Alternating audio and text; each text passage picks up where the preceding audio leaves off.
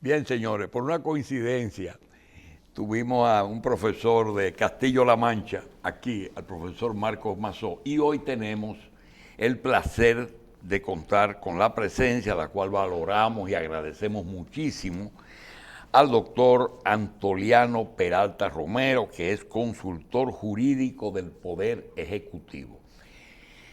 Naturalmente, tenemos que tratar los temas de actualidad, que son el discurso y la reforma constitucional. Tengo otra pregunta, pero creo que el discurso es de un contenido económico que va a tener mucho trato en los medios, y quisiéramos solamente que el doctor nos califique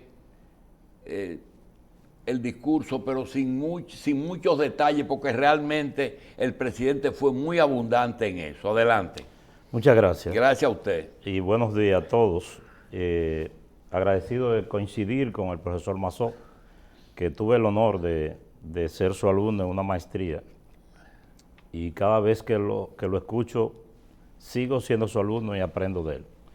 Pienso que la República Dominicana debe aprovechar más aún el caudal de conocimiento sobre el tema de derecho público y constitucional, administrativo que tiene el profesor Mazó. Con relación a la pregunta específica del discurso, vi al presidente haciendo lo que un jefe de Estado debe hacer en una circunstancia como esta. Un esfuerzo por contener los efectos de la crisis mundial, de la crisis global que hay sobre los precios de los combustibles, que se traduce en los precios del transporte y en consecuencia de los alimentos. Yo, cuando vi al presidente hablando, yo me imaginé a una persona que está conteniendo una pared que se quiere caer sobre un grupo de gente y la persona está tratando de agarrarla con la mano. El presidente, que todo el mundo sabe que es un hombre de mucha sensibilidad y de muy buena intención, en este momento él está como todo el mundo, como está el mundo, ¿no? Y como deben estar todos los jefes de Estado que sufren los efectos de lo que está ocurriendo, agobiados. Yo decía que la República Dominicana también está en guerra, solo que no sufre los impactos de las balas como en Ucrania, pero sí sufre los impactos de los efectos económicos que traduce la guerra. Y nosotros debemos rogarle a Dios que esto termine cuanto antes, porque venimos de una crisis mundial y entonces esta gente nos meten en otra en la que nosotros aparentemente no tenemos ninguna responsabilidad ni participación, pero sí sufrimos los efectos. Y creo que es un momento de que en un país pequeño como este, donde todos nos conocemos, el liderazgo político, y lo estoy diciendo esto como ciudadano, que el liderazgo político disminuya un poco la politiquería con estos temas. Es decir, porque no luce eso. Es desgarrante que la gente ignorante se le haga creer que la gasolina está subiendo porque Luis Abinader quiere que suba, que el pan sube porque Luis quiere que suba. Yo pienso que un liderazgo responsable y unos hacedores de opinión pública responsable deben separar y decir cuáles son las responsabilidades del gobierno, hasta dónde llegan, porque posiblemente el gobierno tenga alguna responsabilidad y los funcionarios tengamos alguna responsabilidad, y hay cosas que pudimos haber hecho, que no hicimos o que debimos hacer mejor, pero que se haga una disección para no crear en la mente de los dominicanos, sobre todo de los menos informados, llevarle una desinformación, porque eso es otro crimen. Bien, doctor, mire, los dominicanos en nuestro corazón, en el fondo, quisiéramos ser presidente de nuestro país. Todos quisiéramos, si yo fuera presidente. Y los abogados dominicanos quizás quisieran en algún momento ser consultor jurídico del Poder Ejecutivo. Pero en este momento, mire, esas son las dos posiciones menos envidiables que pueden tener un dominicano o un abogado. Un dominicano porque usted acaba de señalar 2 puntos. 2 crisis en las que nosotros no intervinimos en nada, que fue una pandemia, que todavía hay muchas cosas por aclarar, y una guerra en la que nosotros no somos, pero ni muy remotamente partícipes. Y todos los efectos vienen sobre nosotros más que los que son los grandes. Como abogado, pues tiene más problemas que cualquier otro, porque primero es consultor jurídico de un presidente que no es abogado. Tuvimos a Balaguer, tuvimos a Jorge Blanco y tuvimos a Leonel. Abinader se complementa muy bien porque él es de la economía y usted es del derecho, pero tiene además una condición que es un dirigente de un partido político que sobre usted recae mucha presión de aquellos o que están en el gobierno que no están conformes con sus cargos o que han quedado fuera porque todavía no hay todos los cargos que se requieren para ocupar, nombrar toda la militancia. Entonces usted tiene demasiado presión. ¿Es así? Sí, es así. Yo decía una vez que, bueno, precisamente una conversación con el doctor Emanuel Esquea, que fue consultor jurídico de un presidente abogado, y por las experiencias que intercambiábamos, yo decía, probablemente, y lo sigo creyendo, sea más fácil ser consultor jurídico de un presidente que no sea abogado. Porque el presidente abogado no tiene tiempo para estudiar el caso, pero todos los abogados creen que manejan todos los casos. Es decir, entonces es medio complejo porque opinan y es mejor tener una persona que está, digamos, en blanco, en cero, para poder educarlo y llevarlo. Pero con relación a lo de los nombramientos, al principio del gobierno, más que ahora, había mucha gente que se me acercaba y decía que no le habían hecho su decreto por mí. Y yo decía, mira, el consultor jurídico es como el gerente financiero de una empresa, y él es el que hace los cheques, pero hace los cheques que le mandan a hacer. Es decir, tú no puedes ir donde el gerente financiero o el contador y decirle, hazme un cheque. No. No. Entonces tampoco nadie puede ir donde el consultor jurídico y decirle, hazme un decreto. Un nombramiento, sí. Hazme un decreto. Entonces sí, es cierto, hay mucha presión.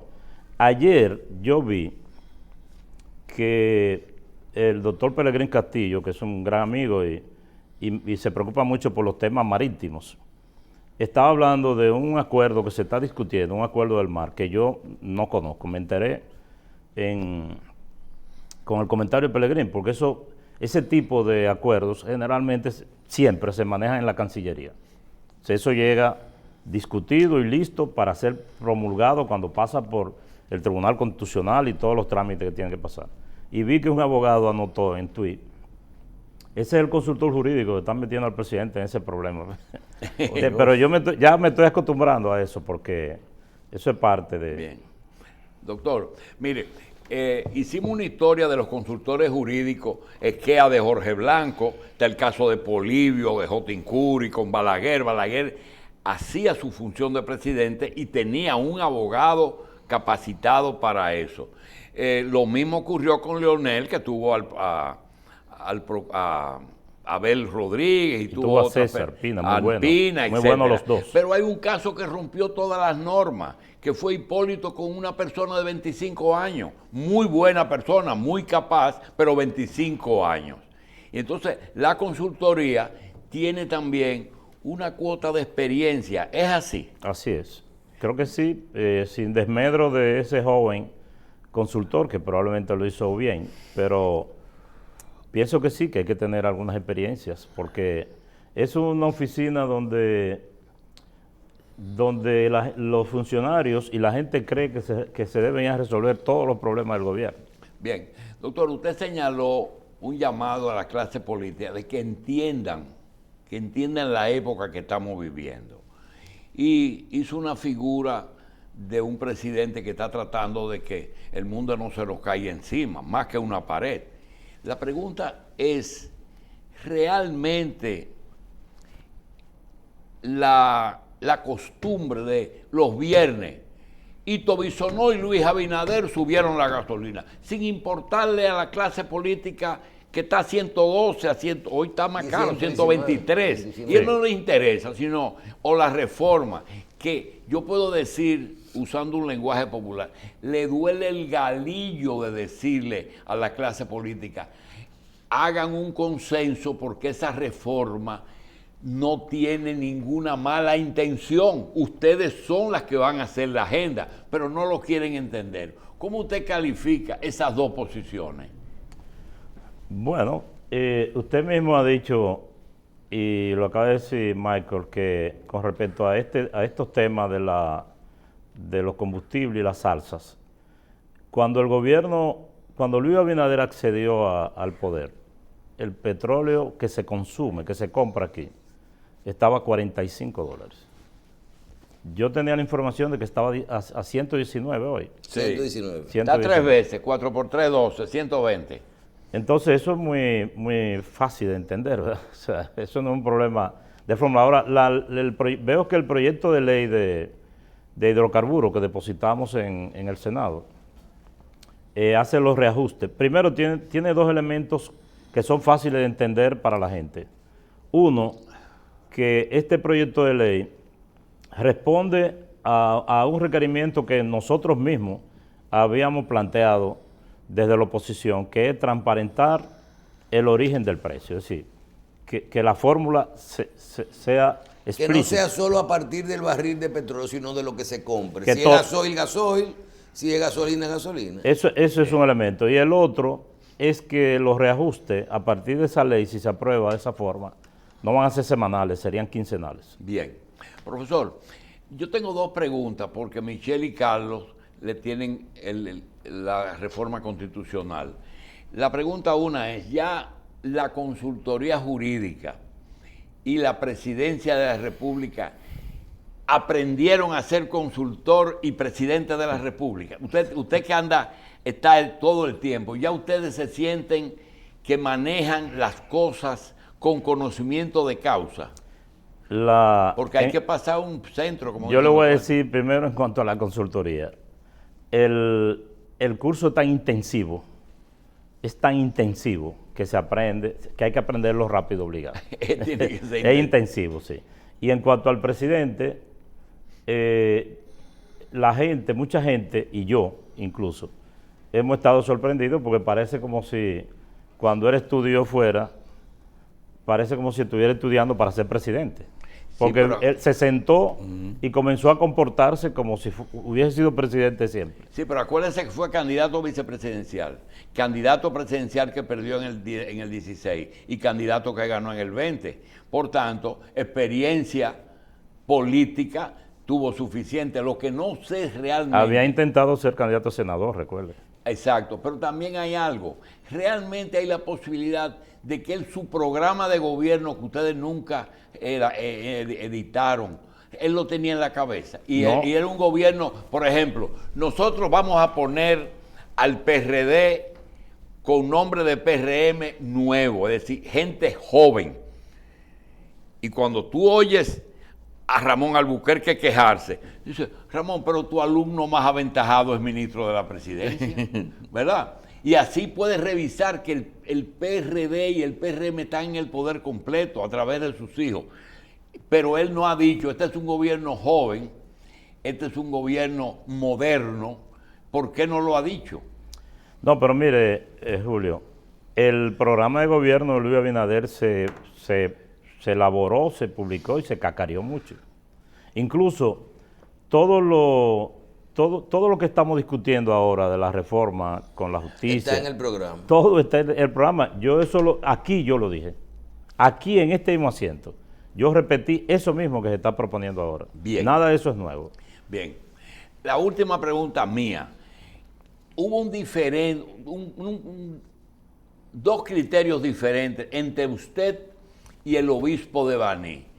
Todo el mundo no tiene conocimiento de lo que pasa. Él dijo, parece que la Constitución era un traje a la medida y usted le aclaró. ¿No puede repetir esa situación? Sí, con mucho gusto.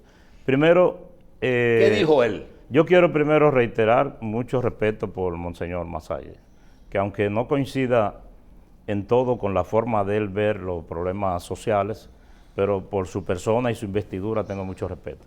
Él hizo una declaración pública que salió en el periódico Hoy, por lo menos en el periódico Hoy, el 24 de febrero, diciendo tres cosas. Primero, que la reforma era innecesaria, que todo lo que había ahí se podía resolver, o la mayoría de las cosas, mediante leyes, que qué era lo que había detrás, y que cuidado si era para hacerse un traje a la medida. Yo le mandé una cartita diciéndole que yo prefería que discutiéramos lo que hay delante, no lo que Ahí detrás. detrás, porque el presidente y yo, que he estado más o menos liderando ese tema, hemos dicho públicamente, y el presidente le mandó una carta al CES diciendo que no se iba que él no iba a impulsar ni apoyar ningún otro elemento de la reforma que no sean lo que se están proponiendo en el anteproyecto de ley. Segundo, le dije que no era un traje a la medida, porque la única reforma de los tiempos modernos en la República Dominicana donde quien la propone se está quitando poderes y no que se está agregando poderes, o sea, que por qué un traje a la medida.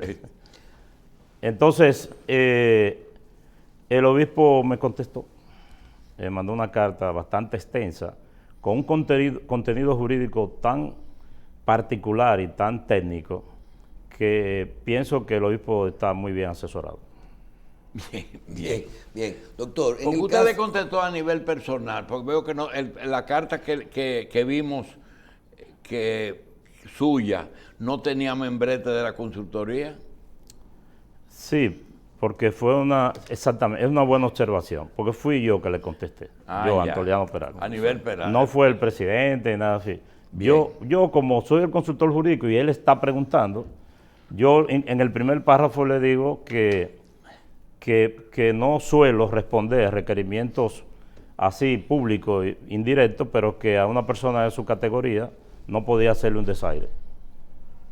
Bien, doctor, en el caso de la reforma que plantean y que está en discusión, si nosotros le preguntamos básicamente cuáles son los puntos que se tocarían en esa reforma, si nos vamos atrás totalmente, porque se especula con temas electorales, de porcentajes y todo eso. ¿Cuáles son los temas que se plantean en esa reforma y cuál es la posibilidad que tiene el gobierno de llegar a un consenso con los partidos, de presentar una reforma consensuada y de que en el camino, que parece que es lo que nos traen todos los días aquí a los medios, hay un miedo de que ya a nivel del Congreso se sometan temas adicionales? Sí, bueno, lo primero que yo quiero decir, y lo he dicho otras veces, pero lo voy a decir hasta que se entienda. Lo que está concebido en el programa de Luis Abinader y en el programa de gobierno, y lo que se trata de aplicar, no es en sí mismo una reforma a la Constitución. Es un paquete de reformas institucionales que está compuesto de por lo menos 14 o 15 leyes en principio, además de llevar a cabo, de materializar las reformas que manda la Constitución. Ahora, algunas de esas leyes implican tocar levemente la Constitución. Por eso es que el profesor Mazó y muchos constitucionalistas, y él lo decía hace un rato, dice, en algunos elementos son formales, pero hay reformas puntuales, sin las cuales quedarían incompletas algunos de los proyectos de ley que se están introduciendo como parte de la reforma. No sé si he logrado explicar eso. Sí, claro. Sí. Por ejemplo, nosotros trabajamos un proyecto de ley para la jurisdicción contenciosa administrativa, que el profesor Mazó, por cierto, nos asistió en eso. Se va a depositar. Ese es un proyecto de ley más impactante que la mayoría de las reformas que se están proponiendo en la Constitución. Ahora, no fue necesario tocar la Constitución para eso. Pero lo prevía la Constitución. Porque las reformas que se están introduciendo no están contenidas en la Constitución. Ahora bien, hoy una amiga periodista, específicamente la periodista Yanesia Espinal, que es una gran amiga y muy inteligente y acuciosa, preguntaba en un tuit, ¿me pueden explicar por qué modificar algunos elementos del Tribunal Constitucional si este funciona adecuadamente? Y yo le respondía, sí, podemos explicarlo, y paso a explicar. El Tribunal Constitucional seguirá funcionando casi del mismo modo que está funcionando. Ahora, en el Tribunal Constitucional hay un problema. El tribunal tiene 13 jueces. Para la decisión del tribunal se necesita una mayoría de 9. Y nosotros decimos, vamos a dejar los 9 para determinados temas trascendentes. Y llevarlo a 7. Y disminuir el porcentaje, esa mayoría, para los temas que son de menor trascendencia. Que no entro en detalles aquí porque no es el escenario para... Pero está propuesto en la reforma. Bueno, si eso no hubiese estado en la Constitución, lo hacemos sin la Constitución. Vamos ahora con el tema del Ministerio Público. Nosotros decimos, el procurador, nosotros queremos que sea un fiscal general de la nación. Que despojemos al procurador de todas esas atribuciones administrativas, que deje de manejar, digamos, el sistema penitenciario, la formulación de la política criminal del Estado, y que eso pase a otro órgano, y que un fiscal no tenga que estar construyendo una cárcel y bregando con factura y que si el combustible, sino que lo que esté es haciendo su función de investigar y acusar, perseguir. Ahora bien, resulta que de esas dos atribuciones fundamentales que tiene el Ministerio Público que queremos pasar a otro órgano, hay una que no se puede pasar a otro órgano sin tocar la Constitución. Pero es como coger un bisturí y hacer una incisión pequeñita. Porque el sistema penitenciario, la misma Constitución, da pie a que se pueda pasar a otro órgano del Estado con simplemente promulgar una ley, pero no así lo de la formulación de la política criminal. Entonces, si no tocamos la Constitución levemente ahí, esta reforma del Ministerio Público quedaría trunca. Por otro lado, nosotros decimos que los jueces de la Suprema Corte, persiguiendo la politicidad de los jueces, que no tengan militancia política de las altas cortes, por lo menos 5 años antes de su elección. Entonces hay una lista de requisitos para ser juez de la Suprema. Nosotros decimos 1, 2, 3, 4, 5, 6, le agregamos ese. Es una leve modificación a la Constitución. Con respecto al procurador administrativo, que no tiene dueño, que se maneja como si fuera un fiscal, y en realidad no es ningún fiscal, es representante de la administración pública ante el Tribunal Contencioso Administrativo para defender a la administración pública, para representarla. Pero es un funcionario que está consignado en la Constitución y por tanto hay que tocar levemente la Constitución para eso. Termino esto, cierro este ciclo diciendo que este debate se ha llenado de una serie de mitos y yo no quiero decir mentiras porque tal vez no sea deliberado, a lo mejor la gente no lo ha leído bien, pero hay una serie de afirmaciones que no son ciertas. Es incierto que se esté proponiendo de que bajar el porcentaje para ganar en primera vuelta, eso no está propuesto. Hay alguien que ha llegado tan lejos que han dicho que eso es para Luis Abinader facilitar la reelección, como si no tuviera facilitada la reelección en la Constitución. Entonces, yo abogo porque esas propuestas leves, porque para nosotros lo importante es el paquete de leyes. Ojalá que todo lo que estamos proponiendo, ese sería mi deseo, estuviera exento de la Constitución y que no tuviéramos que tocar la Constitución que siga, Pero siga doctor, su curso. como jurista, es imposible que ese proyecto, que en muchas cosas tiene sentido, la misma unificación de las elecciones, que creo que está ahí valorado, Sí, así es. contenido, vaya al Congreso y que no se incluyan otras cosas. Es que nuestro sistema político no lo puede hacer. Bueno, hay una discusión teórica con eso, ¿verdad? Hay, incluso en el nivel local, hay quienes dicen, porque usted sabe que la reforma constitucional inicia con una ley. O sea, el Poder Ejecutivo propone un proyecto de ley que contiene, cuyo borrador está depositado en el CES, que contiene los elementos que se quieren modificar y los artículos.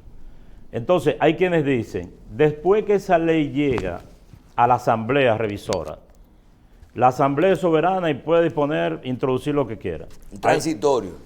No un transitorio, introducir otros elementos. Hay quienes dicen que no, que la Asamblea tiene que circunscribirse a los elementos que contiene la ley. Yo soy partidario de que en la lógica jurídica la Asamblea debería circunscribirse a lo que establece la ley que convoca la... Pero olvidándonos de esa parte teórica, está dada la palabra del presidente de que él no va a apoyar ni va a impulsar nada en el supuesto caso de que la Asamblea se proponga introducir nuevos elementos que no sea lo que está en el proyecto de ley. ¿Y sería legal que alguien introduzca otra cosa? Eso es lo que acabo de decir, es decir, hay opiniones divididas entre... Pero si él no la apoya, no pasa la ley, Así es, porque él tiene la Y mayoría. esa agenda hay que respetarla. debería respetarse. Yo digo que hay algunos constitucionalistas que opinan que la Asamblea es soberana y que puede... Ok, profesor, salga un poquito de lo jurídico y hábleme un poquito como político. Ese escarceo que produjo hasta que los dos partidos que produjeron la división del PLD con razones muy valederas para ellos dos, coincidan en solicitar que no toquen la Constitución. Personalmente, ¿cuál es la preocupación de ellos a juicio suyo? Eso es lo que quiero saber, qué es lo que mueve, porque no es cierto que la propuesta tenga ningún elemento que justifique su rechazo. Incluso yo oí a un amigo y un distinguido dirigente de la Fuerza del Pueblo, el doctor Bauta Roja, que es un hombre muy decente, yo lo oí decir, el pueblo fue a la calle a luchar contra la reforma a la Constitución y estamos dispuestos a salir a protestar de nuevo. Y yo mirándolo a él por televisión, yo decía, tal vez el doctor Bauta debe reflexionar que no es lo mismo salir a la calle a protestar Para evitar una reelección. para una reelección injustificada, que salir a protestar porque un presidente quiere que el procurador sea independiente, que la justicia esté despolitizada, que la Cámara de Cuentas y la Contraloría tengan mayores controles, su Cámara de su gobierno, que tengan mayores controles de su gobierno. Ahí es que usted entonces afirma que es un absurdo que un presidente se quiera quitar atribuciones Y que la oposición se resista. en vez de ponerse. Este es un caso donde el presidente se quiere quitar poderes. Dos cosas o tres. Varios poderes, y puedo enunciarlo. Por ejemplo, yo digo, acabo de decir, el presidente quiere que haya mayores controles de los órganos internos de fiscalización y externos, como son la Contraloría y la Cámara de Cuentas. El presidente nombra ahora al procurador y 7 procuradores adjuntos. El Y no presidente lo quiere nombrar. no quiere nombrar. Y la oposición se resiste a eso.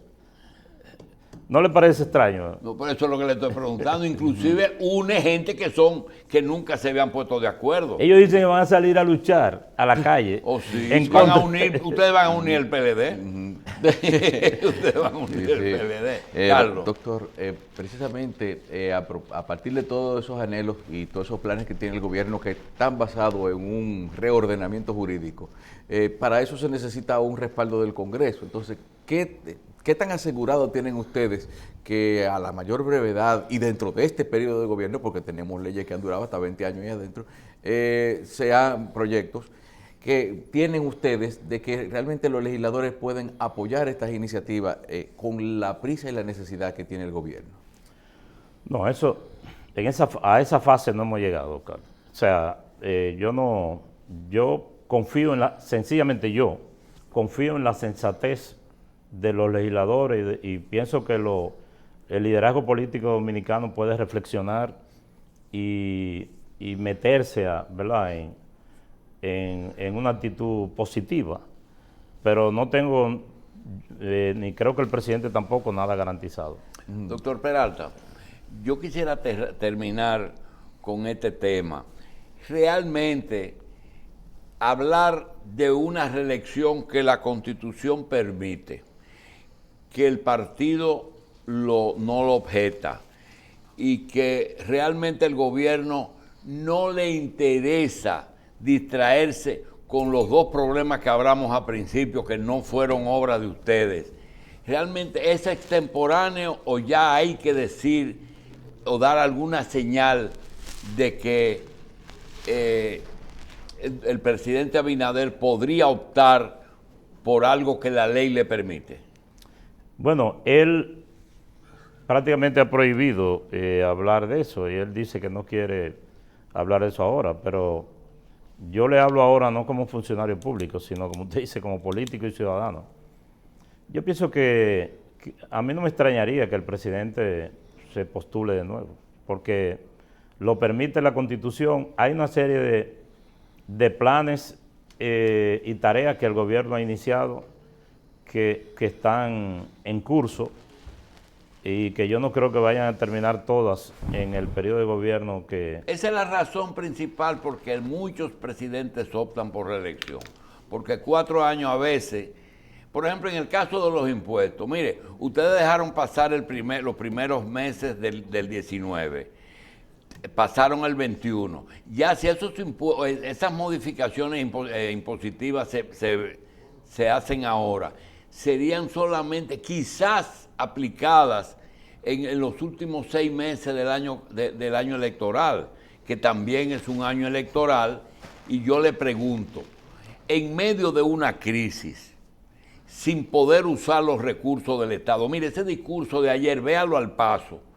elimina muchísimos planes sociales fuera de los que él anunció, porque nosotros no tenemos un presupuesto infinito, es decir, va a ser... O sea, es el mismo dinero. Seguro, el mismo que va por otro lado. Que hay que moverlo de aquí para allá. La pregunta es, ¿resultaría difícil con la costumbre que tenemos de usar recursos del Estado, empleo y cosas, ensamblar una reelección? Yo pienso que depende del nivel de educación que se pueda llevar a la gente, que empata con el inicio de esta conversación. Que la gente entienda las intenciones del presidente, las ejecutorias del presidente, y que pueda desbrozar de las cosas que dicen la oposición, cuáles son responsabilidades del gobierno y cuáles no. Pero mire una cosa, Félix de Sena dice que hay que hacer un hospital en Michi que no se ha dado el primer Picasso y que un hospital lleva 3 años. O sea que él tiene la preocupación de que si el hospital no comienza, aun cuando se comience ahora, a lo mejor se inaugura fuera del gobierno. Eso es un ejemplo que ilustra lo que yo quiero decir, que parece que hay muchos asuntos que habría que acelerarlo o hacerlo en un próximo periodo de gobierno. Ahora, dejo claro que yo no estoy autorizado, porque nadie me lo ha dicho, a decir si el presidente aspira o no a repostularse. Bien. Doctor, queremos darle las gracias y queremos, ya que usted dijo que usted hace los decretos, no los dispone. Así es. de sugerir al señor presidente que a Ramón Alburquerque, a Guido Gómez, a Nina de Villamella y a Fafa Tavera, los nombres ya para salir de eso. Gracias, Muy gracias, bien. doctor. Muy bien, a ustedes.